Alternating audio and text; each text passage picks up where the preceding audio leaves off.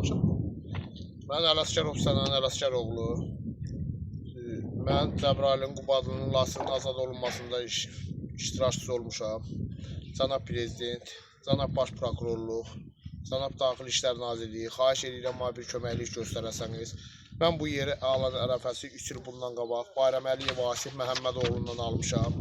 14.500 manat pul ödəmişəm, vermişəm. Bu adam bana deyib, get bu sənədləri verib, bu sənədlərlə get tikintini apar. Heç bir problem yoxdur. Bizim sahə rəisimiz Sənani müəllim mən tikinti aparan zamanı bizə yaxınlaşıb, deyib sənədlərin varmı? Demişəm bəli. Çağırıb məni otağına, getmişəm otağına.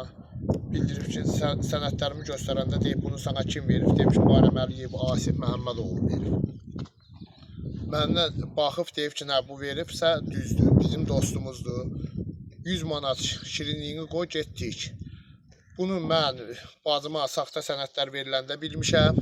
Bundan artıq tələb eləmişəm ki, mənim sənədlərimi qaytar gətir ver. O da deyib, verəcəm, narahat olmayın.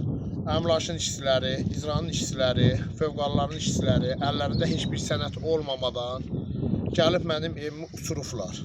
Artıq dərəcədə xahiş edirəm, mənə bir köməklik göstərəsəniz. Mən gənə müharibə olsa canla başla gedib vətən uğrunda döyüşməyə gənə hazıram. Artıq dərəcədə aidiyyəti qurumlardan xahiş edirəm, mənə köməklik göstərilsin. Mənim evimi uçurublar. Mən hal-hazırda 34 yaşım var, atamın yanında qalıram.